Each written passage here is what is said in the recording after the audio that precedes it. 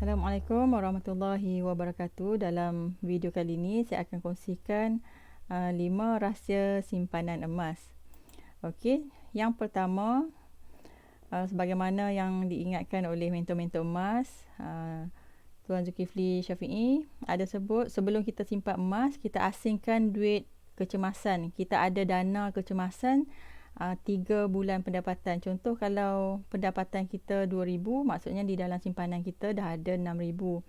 Jadi setelah ada dana kecemasan, barulah kita buat simpanan emas. Sepatutnya begitulah. Tetapi kalau macam kita dah kerja lama, katakan 10 tahun, 20 tahun, tapi nak dapat 1,000 dalam simpanan pun masih tak ada lagi. Jadi kalau kes macam ni, kita terus buat simpanan emas. Jangan tunggu ada dana. Sebab apa? Kalau nak tunggu dana, memang kita dah tahu dah, kita memang jenis memang tak boleh simpan tunai. Jadi kalau simpan tunai, selalu bocor je kan. Jadi kalau situasi tuan-puan macam ni, jadi terus buat simpanan emas lah. Mulakan dengan rendah. Selalu Tuan Zul pesan, kalau nak buat simpanan emas permulaan, buat dengan kalau tak ada bajet, buat simpanan RM100 dulu dalam akaun emas tu, kemudian tambah. Okey, dekat situ kita akan nampak pertambahan gram-gram emas di dalam akaun kita lah. Macam saya sendiri pun kan, bila simpan emas ni dia lain sikit. Kalau simpan duit, kita boleh keluarkan. Jadi simpan emas ni boleh keluarkan juga, tak ada masalah. Cuma bila dah dalam bentuk emas tu, kita rasa sayang. Okey. Rahsia yang kedua, beli emas bukan dengan duit pinjaman. Jadi lately kita tengok ramai orang simpan emas sana sini kan, dekat posting Facebook semua orang ajak simpan emas.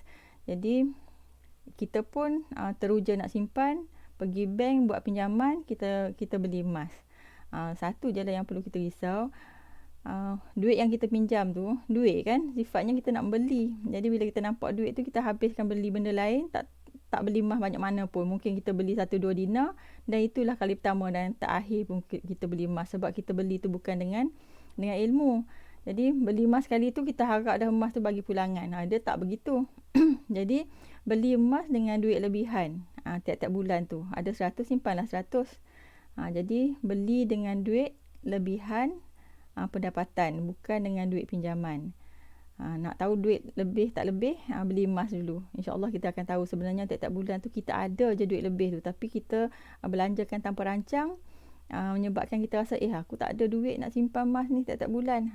Dapat duit gaji, dapat pendapatan daripada sumber mana pun, dapat simpan dulu sebahagian, katakan 100, ataupun kita mampu 1 gram, simpan 1 gram, baru kita belanja dengan benda lain. Macam tu juga dengan simpanan biasa kan. Dapat gaji, simpan dulu baru belanja. InsyaAllah akan boleh simpan. Okey, yang ketiga, beli emas untuk wealth protection, untuk melindungi kekayaan. Maksud melindungi kekayaan dekat sini, dia nak bercakap tentang inflasi sebenarnya tu. Okey, inflasi ni mencuri duit kita tanpa kita sedar, dengan cara terhormat. Kan, jadi untuk mengelakkan keadaan ni berlaku, jadi katakanlah tuan-puan banyak duit lah, katakan 300,000 kan, simpan sebahagian, 70% ke atau 50%, ikutlah masing-masing punya kewangan kan. Simpan separuh untuk melindungi kekayaan daripada dicuri oleh diri sendiri lah sebenarnya. Contoh kalau kita pergi bank, katakan kita, logik akalnya beginilah, kita simpan 100, kita keluarkan 100, tak kurang mana-mana pun. Memanglah kan. Tapi cuba tengok dalam masa panjang. Contoh kita simpan dalam bank tu untuk jangka panjang, kita nak guna hari tua besok, dia tak akan ada nilai 100,000. Contoh kita simpan awal tu 10 tahun lepas, kita rasa 100,000 juga, tapi nilai tu ditelan inflasi. Contoh yang lebih mudah, harga rumah dululah. Katakan harga rumah dulu, kalau kita keluarkan 100,000 buat kat rumah kampung, kan besar, kan. Kalau 100,000 hari ni, kalau harga masih sama pun saiz dah kecil, kan. Ataupun kita beli rumah dengan harga 100,000, kan, 5 tahun akan datang bukan 100,000 dah, kan. Itu kalau nak faham inflasi lebih lebih senang lah. Okey, yang keempat, jangan pantau harga emas hari-hari. Pantau harga emas bila perlu aja. Okey, pantau harga emas hari-hari akan buatkan kita rasa macam sedih. Hari ni beli, esok dah turun RM3. Hari ni beli, esok dah turun RM1. Sebenarnya kan, kalau orang tengok harga emas ni, ramai orang takkan belilah. Dia kata, rugilah. Kan beli emas ni, hari ni beli, esok dah turun harga. Untuk menyelesaikan kekusutan fikiran orang ramai tentang ni, ingat simpanan emas ni adalah simpanan jangka panjang. 10 tahun lagi, simpanan bermatlamat. 10 tahun lagi aku nak kahwin, simpan dah emas. Jadi kita akan nampak. Jadi kita akan, selagi tak sampai matlamat, kita akan terus simpan. Jadi jangan tengok harga hari-hari. Kita tetapkan matlamat. Aku ada duit lebih, nak simpan 1 gram lah sebulan. Okay, simpan dan lupa. InsyaAllah nanti kita akan tengok, tiba-tiba je tengok dalam akaun saya sekali dah banyak. Okay, yang akhir.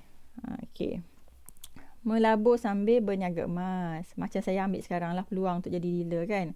Ini pilihan. Tuan-tuan nak jadi dealer, silakan. Ada promosi, ambil promosi untuk jadi dealer. Okey, supaya orang lain, kita nak didik orang lain juga dapat manfaat daripada emas. Jadi boleh buat pilihan. Public Go akan bayar insentif kepada kita sekiranya kita jadi dealer. Okey, itu sahaja 5 rahsia simpanan emas. Moga-moga bermanfaat kepada semua. Okey, sekadar itu. Assalamualaikum warahmatullahi wabarakatuh.